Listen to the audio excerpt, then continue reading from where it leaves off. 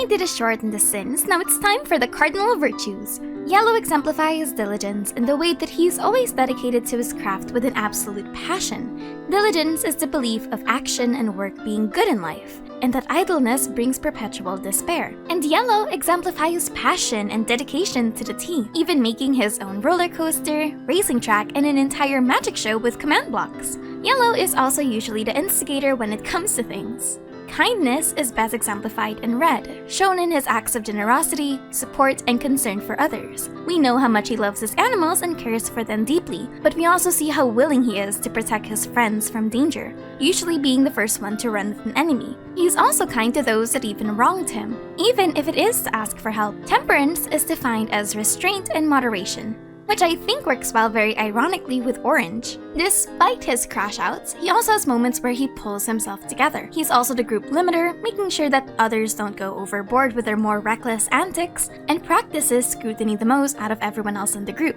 usually when he thinks something's dangerous. But there's a difference between temperance and patience, which I'm putting for blue.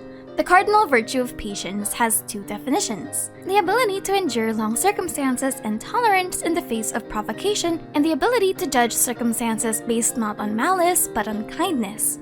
Symbolically, I think patience for Blue is a multifaceted journey instead of a 1:1. Blue tries to stay as pacifistic in a situation if he thinks that the opposing party isn't downright malicious. But patience also manifested with how he tried to pacify Green in PvP and how he forgave Purple for what happened in the Nether the first time. Of course, patience doesn't equate to passivity or putting down emotions like stress or rage. It also includes being able to act accordingly and regulate your actions in response to them. Green embodies the cardinal virtue of charity, which is known as the innate love of man. Charity can be both immaterial and material, and Green best exemplifies this in his acts of service. One great example of this is when he gives unconditional forgiveness to Purple, who had, at this point, betrayed him thrice. Green also has a strong sense of concern for others, making sure that the others feel safe and secure during their excursions. And last but not least, Purple, and in some extension King Orange, inhibit the virtue of humility, the acceptance of one's flaws and a dedication to living a new life of modesty and groundedness,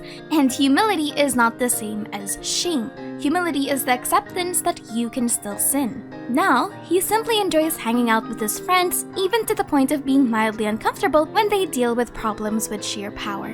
What's important about both of these shorts is I want to show you that if you can write a list of flaws for a character, and you can still have a list of wins for them, then you've written them well. Subscribe for more Alan Becker analysis.